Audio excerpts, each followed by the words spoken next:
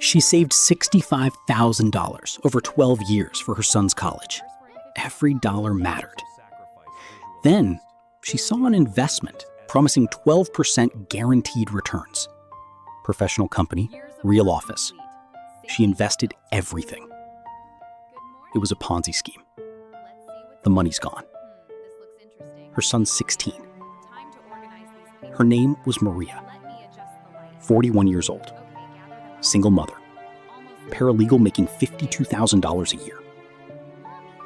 Her son Daniel was 4 years old when she started saving. She opened a 529 college savings account and set up automatic transfers. $450 every month, no matter what. Some months it hurt. Car repairs, medical bills, unexpected expenses. But the $450 always went to Daniel's college fund first. By the time Daniel was 10, the account had $38,000. By 14, $58,000.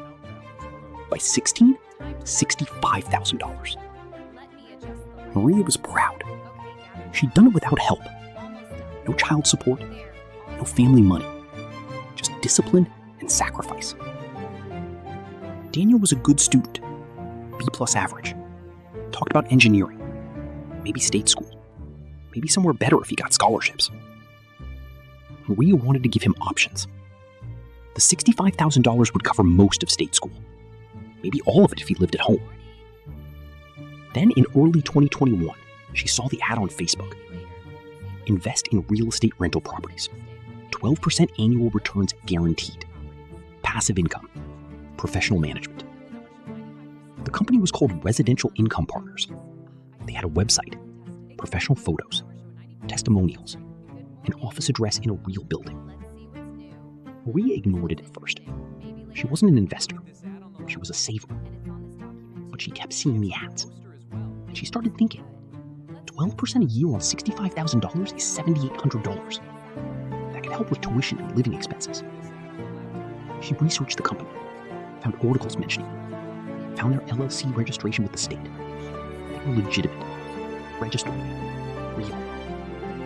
She drove to their office, professional suite, receptionist, conference room, 2 well-dressed porters who explained the model.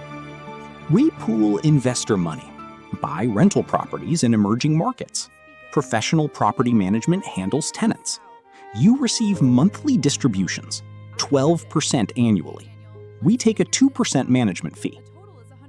They showed her property photos, rental agreements, occupancy rates, financial statements. It looked real. It felt real. Maria asked, "What if I need the money back?" You can withdraw with 90 days notice. We sell properties as needed to accommodate redemptions. She went home, thought about it for 2 weeks. Daniel was 14, 4 years until college. If she invested $65,000 at 12% for 4 years, it would grow to over $100,000. That would cover everything: state school tuition, room and board, books, everything. She made the decision. March 2021, she transferred $65,000 from Daniel's 529 account to Residential Income Partners. They sent her a welcome packet, professional letterhead, investment agreement, distribution schedule. April 2021, first distribution, $650 deposited into her account.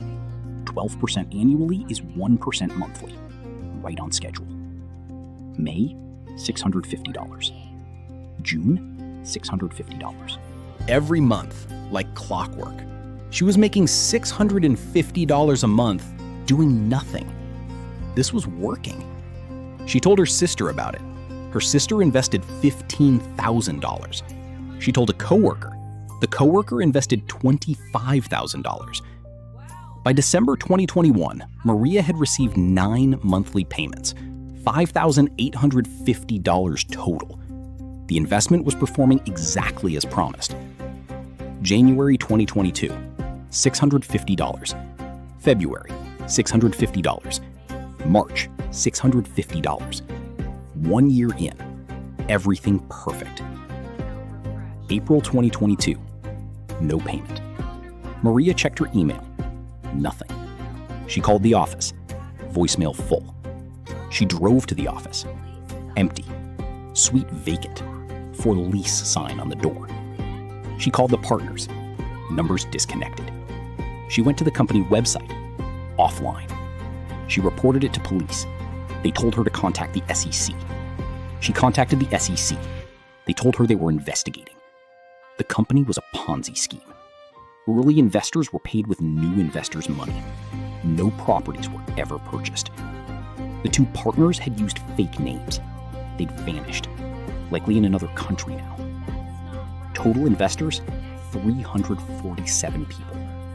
Total losses, $18.2 million. Maria's $65,000, gone. The $5,850 she'd received in distributions, that was her own money being returned to her as profit. She'd essentially paid herself $650 a month from her own $65,000 while they spent the rest. Her sister lost $15,000. Her coworker lost $25,000. Maria sat at her kitchen table and told Daniel. He was 15 now, sophomore in high school. Your college fund is gone. I made a mistake. I'm so sorry. Daniel didn't yell. He just asked, what do we do now? Maria said, we figure it out. She picked up a second job, weekend retail at Target, worked 60 hours a week. She sold her car and bought a cheaper one, saved $250 a month on the payment. She moved to a smaller apartment, saved $400 a month on rent. Every dollar went into rebuilding. She started a new savings account. Year 1 after the scam, saved $18,000. Year 2, saved $21,000. Daniel is 16 now, junior year, applying to colleges next year. The account has $39,000.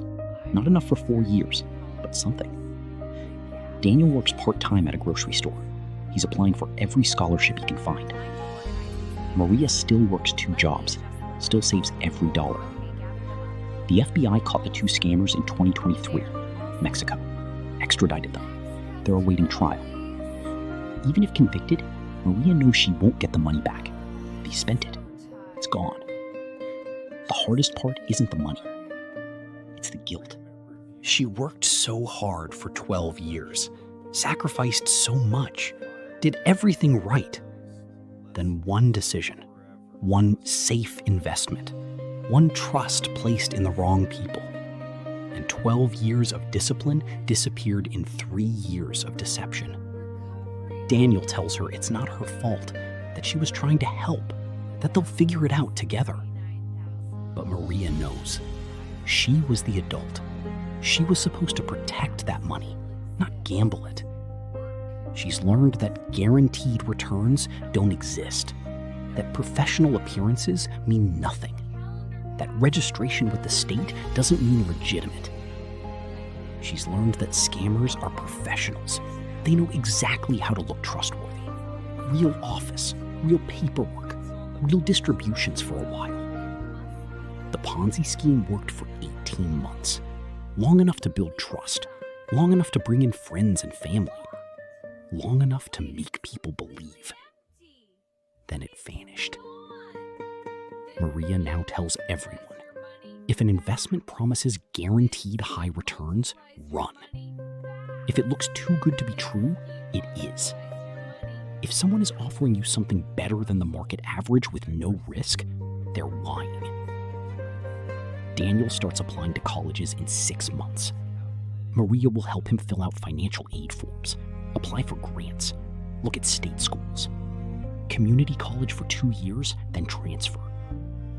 They'll make it work. It won't be the plan she had, but they'll make it work. She still has the investment agreement from Residential Income Partners, keeps it in a folder. Not because it's worth anything. It's not. It's worthless. But because she never wants to forget how professional fraud looks, how convincing a scam can be, how trust, once given to the wrong person, costs more than money. It costs years, and sometimes it costs your child's future.